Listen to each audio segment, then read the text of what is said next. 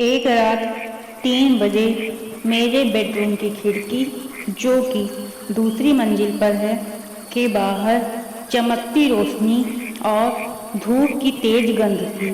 मैं बाहर आ गया था और मैंने अपनी माँ को जगाया, जो अब तक की सबसे शक्की शख्स हैं, और उनसे खिड़की बंद करने को कहा। मुझे यह भी याद आया कि यह खिड़की मैंने बंद भी की थी, लेकिन मैंने इस पर ध्यान नहीं दिया। पहले तो वह नींद में बड़बड़ाई और उसके बाद फिर से खिड़की बंद कर दी। अगले दिन जब मैं सुबह उठा तो मुझे रात की बात पर हंसी आई। मुझे लगा कि यह एक कल्पना थी। मैं बाहर आया और माँ से इसके लिए क्षमा मांगी। समय बीता। अब उस घटना को करीब 5 साल हो गए थे। मुझे एक बहुत ही खूबसूरत लड़की से प्यार हो गया था। मैं आज उसके साथ डेट पर था। वह बहुत ही खूबसूरत दिख रही थी। उसका नाम क्षमा था। उसने बताया था कि उसके पिता एक तांत्रिक थे और उसे भी इन सब बारे में बहुत कुछ पता था। शायद यही कारण था कि मैं उसकी तरफ आकर्षित हुआ, क्योंकि मुझे भी इस तरह की चीज़ों में थोड़ी रुचि थी। हालांकि मैं उसके पिता से कभी कभी मिला नहीं था। मेरी क्षमा से पहचान एक सोशल साइट से हुई थी। बातों बातों में उसने बताया कि हाल ही में उसकी दोस्त मोनिका कहीं बाहर गई थी, तो वह उसके घर पर रुकी थी और उसे वहाँ पर कुछ पैरानॉर्मल एक्टिविटी महसूस हुई।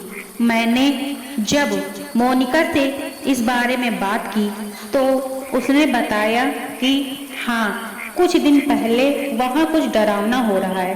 तब मैंने कहा कि ठीक है, मैं इसे ठीक कर सकती हूँ। इसके लिए मुझे कुछ सामान चाहिए। लेकिन अगले ही दिन मोनिका के मृत्यु की खबर आई और मैं उस घर को छोड़ दिया। अभी सुना है कि उस घर में कोई भी नहीं रहता है। क्या आप उस घर पर चलना चाहेंगे? यह बहुत ही रोमांचकारी होगा। क्षमा ने कहा। क्या क्या क्या तुम पागल हो गई हो? यह सच है कि मैं इन चीज़ों में इंटरेस्ट रखता हूँ, लेकिन मैं इसे लेकर पागल नहीं हूँ। मैंने कहा, अरे यार, मैंने तो झूठ बोला था।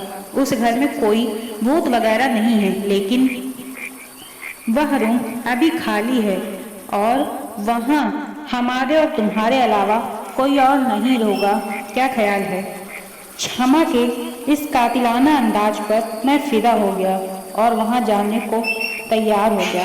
जब मैं घर पहुँचा तो मुझे एक अजीब सा एहसास हुआ, जैसे कोई मुझे चुपके से देख रहा हो, लेकिन मैंने इसे भ्रम समझा और अंदर गया। यार, यह रूम कितना मनहूस दिख रहा है।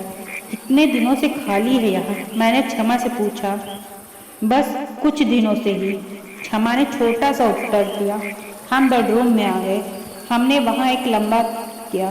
तभी मुझे हॉल में किसी की चलने की आवाज़ सुनाई दी। यह भ्रम नहीं हो सकता, जरूर यहाँ पर कुछ है, मैंने सोचा। मैं चुपचाप बेडरूम से बाहर आया और धीरे से हॉल में झांका, लेकिन वहाँ कुछ भी नहीं था। मैंने गेस्ट रूम में भी देखा, लेकिन वहाँ भी कोई नहीं था। मैं वापस लौट रहा था कि मुझे एक काला मानो शरीर वहाँ दिखाई दिया। वह एक परछाई थी, भूत की। मैं तेजी से बेडरूम की तरफ भागा। मैं बहुत घबराया था। मैं जोर से चिल्लाना चाह रहा था, लेकिन मेरी आवाज़ नहीं निकल रही थी। मैंने देखा कि क्षमा वहाँ नहीं दिखाई दे रही। अब मुझे सारी बात समझ में आने लगी। मैं तेजी से भागना चाह रहा था। मैं जैसे ही दरवाजे की तरफ बढ़ा, वहाँ क्षमा खड़ी थी। उसका पैर उल्टा था।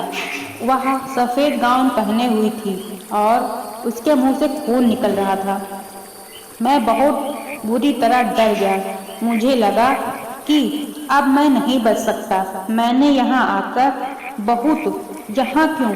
मैंने इस लड़की के चक्कर में आकर बहुत बड़ी गलती कर दी। मैं यह सोच ही रहा था कि वह मेरे करीब आ गई। मैं डरकर गिर गया और मेरे गिरते ही मेरे गले की हनुमान जी की लॉकेट बाहर आ गया, जिसे देखते ही वह जोर से चिल्लाने लगी और पीछे हटने लगी। मैं हनुमान चालीसा पढ़ने लगा और हनुमान चालीसा पढ़ते हुए मैं उस घर से बाहर आया और गाड़ी में भाग कर बैठा और तेजी से निकला। मैंने सोचा आज मुझे नया जन्म मिला है। मैंने अपना सोशल साइट्स का सभी अकाउंट हमेशा के लिए बंद कर दिया।